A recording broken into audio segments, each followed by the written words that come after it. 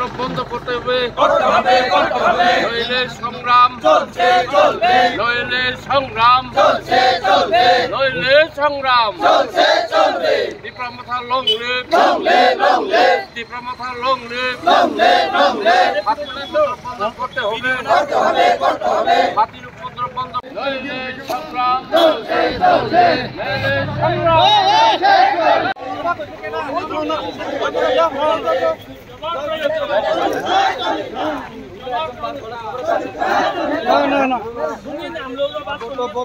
এখন ধৈর্য করে সবাই